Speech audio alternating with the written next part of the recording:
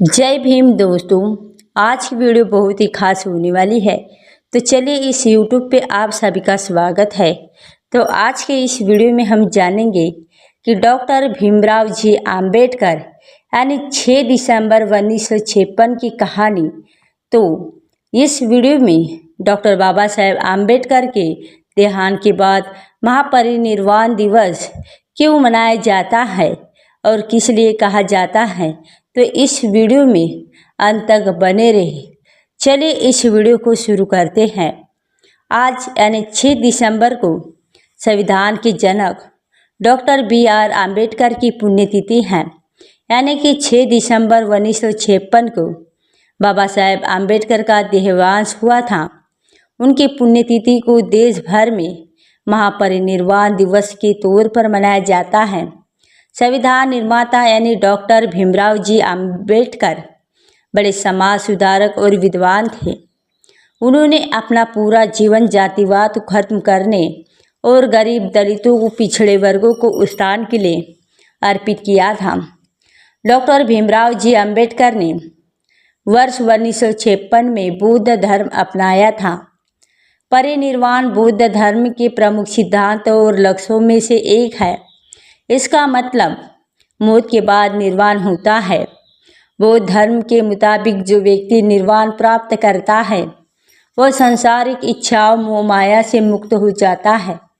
Doctor Bhimrao Ambedkar यानी उनकी पुण्यतिथि यानी महापरिनिर्वाण दिवस के दिन लोग उनकी प्रतिमा पर फूल माला चलाते हैं, दीपक और मोमबत्ती जलाकर उन्हें श्रद्धांजलि देते हैं।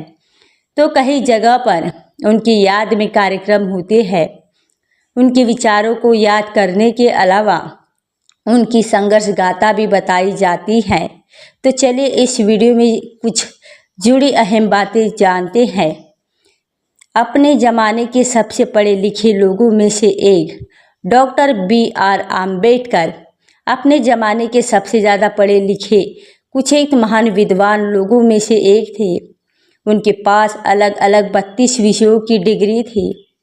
एल्फिल्टन कॉलेज मुंबई से BA करने के बाद वह MS करने अमेरिका की कोलंबिया यूनिवर्सिटी चले गए।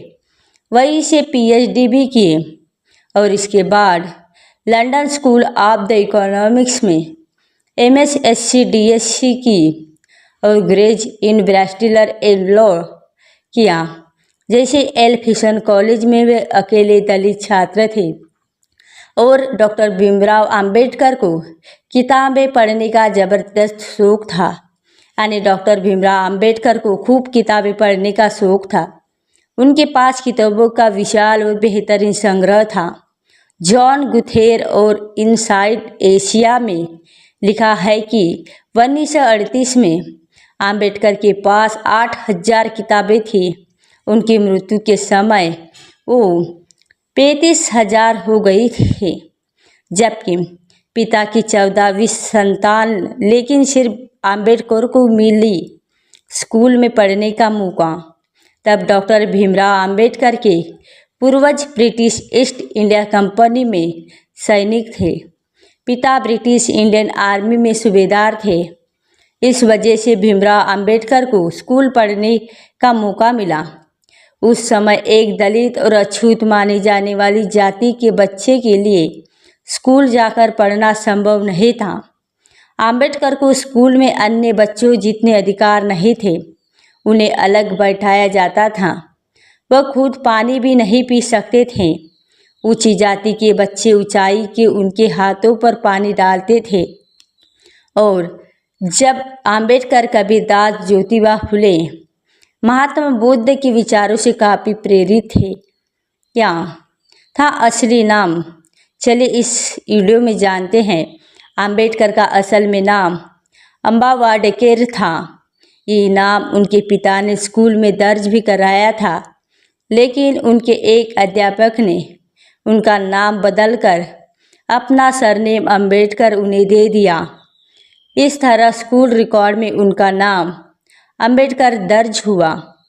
तब बाल विवाह प्रचलित होने के कारण 1906 में आम्बेडकर की शादी 9 साल की लड़की यानी रमाबाई से हुई। उस समय आम्बेडकर की उम्र महज 15 साल थी। बाबा साहेब आम्बेडकर की कानूनी विशेषताएं भारतीय संविधान के निर्माण बहुत मददगार साबित हुआ। उन्हें संविधान निर्माता और संविधान का जनक भी कहा जाता है।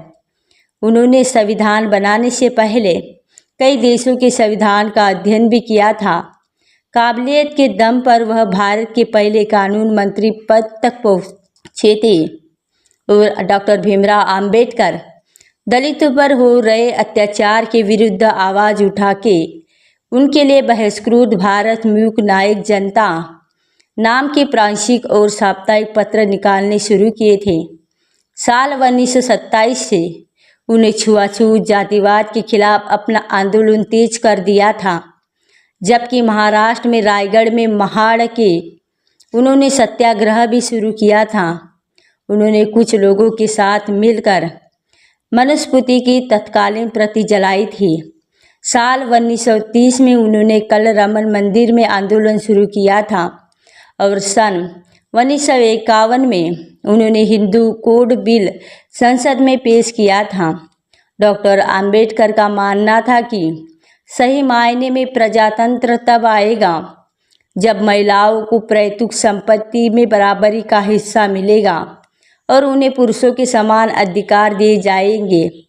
संसद में अपने हिंदू कोड बिल मसौदे को रोक जाने के बाद आम्बेडकर ने मंत्रिमंडल में इस्तीफा दे दिया।